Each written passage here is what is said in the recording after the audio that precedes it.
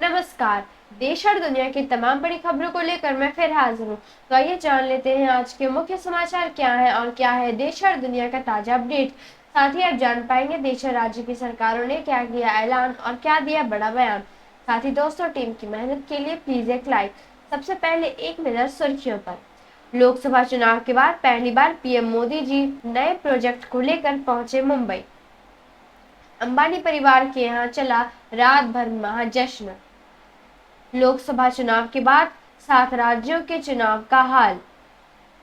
CM Kejriwal को मिली अंतरिम जमानत। तेज रफ्तार बोलेरो ने फुटपाथ पर बैठे 2 लोगों को कुचला। जम्मू कश्मीर को लेकर आया केंद्र का बड़ा फैसला। अब खबरें विस्तार से। लोकसभा चुनाव के बाद पहली बार पीएम मोदी जी मुंबई गए। यहाँ पर उनके द्वारा लगभग 30,000 करोड़ के प्रोजेक्ट की आधारशिला रखी गई। पीएम ने कहा कि महाराष्ट्र वह राज्य है जिसकी विकसित भारत के निर्माण में भूमिका है।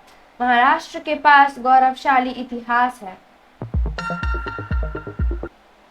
एशिया के सबसे अमीर व्यक्ति मुकेश अंबानी के छोटे बेटे अनंत अंबानी अब शादी के बंधन में बंध चुके हैं। इस मेगा वेडिंग में देश विदेश के कई राजनेता से लेकर कई बड़े बिजनेस दिग्गज भी शामिल हुए। वहीं बॉलीवुड से लेकर हॉलीवुड, क्रिकेट और साउथ फिल्म इंडस्ट्री से भी कई हस्तियां शामिल हुई। शादी से जुड़ी कुछ तस्वीर आप स्क्रीन में देख सकते हैं।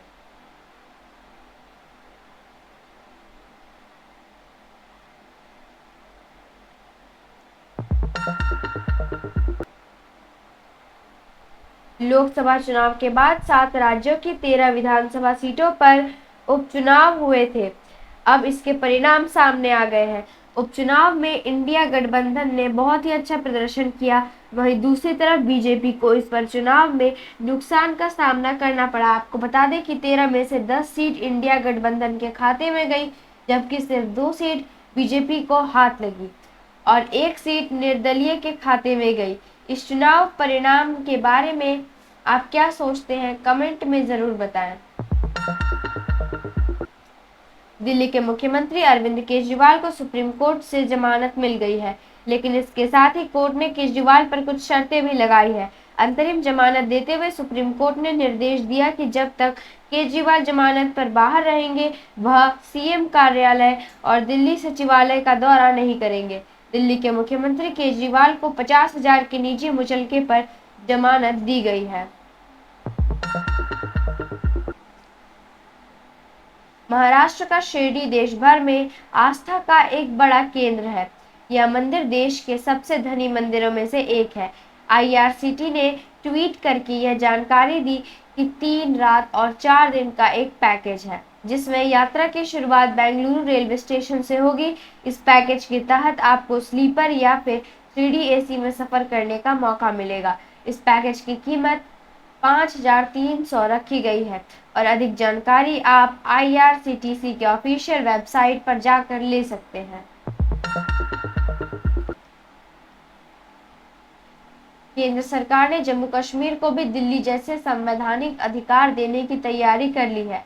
जम्मू कश्मीर के एलजी को भी अब दिल्ली में एलजी की तरह ही प्रशासनिक शक्तियां दी जाएगी। हालांकि जब से जम्मू कश्मीर का पुनर्गठन हुआ है, तब से वहां चुनाव नहीं हुए हैं, लेकिन जब भी चुनाव होंगे और सरकार का गठन होगा, तो चुनी हुई सरकार से ज्यादा शक्तियां उपराज्यपाल के पास रहेगी।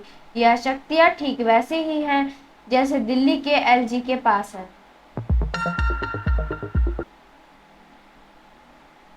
जालंधर में रात को लगभग 11 बजे तेज रफ्तार बोलेरो ने फुटपाथ पर बैठे लोगों को कुचल दिया। इस दर्दनाक हादसे से 2 लोगों की मौत हो गई, जबकि 2 लोग गंभीर रूप से घायल हो गए। पुलिस कर्मियों ने तुरंत मौके पर पहुंचकर घायलों को अस्पताल पहुंचाया। जानकारी के अनुसार जालंधर के पठानकोट बाईपास पर रात को 2 युवक खाना खाने के लिए फुटपाथ पर बैठे थे। इसी दौरान यह घटना घटी। कार की रफ्तार इतनी तेज थी कि टक्कर लगने के बाद एक युवक कई फीट दूर जाकर गिरा।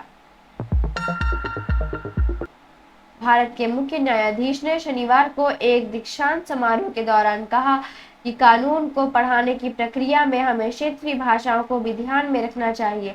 अगर हम कानून के सिद्धांतों को सरल भाषा में आम जनता को नहीं समझा पा रहे हैं तो इसमें कानूनी पेशे और कानूनी शिक्षा की कमी नजर आ रही है। इंडियन क्रिकेट टीम इस वक्त जिम्बाब्वे के दौरे पर है। शुभम गिल जिम्बाब्वे में भारत की कप्तानी कर रहे हैं। टी20 का चौथे मुकाबले में एक नया चेहरा तुषार देशपांडे को शामिल किया गया है। उनका आईपीएल 2023 और 2024 दोनों ही सीजन कमाल का रहा।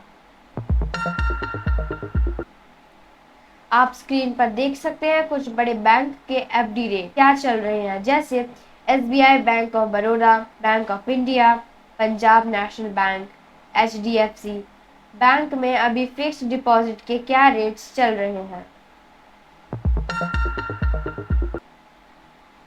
सोना चांदी का आज का बाजार भाव क्या रहा, आप स्क्रीन पर देख सकते हैं। न्यूज अपडेट के लिए लाइक एंड सब्सक्राइब करना ना भूलें।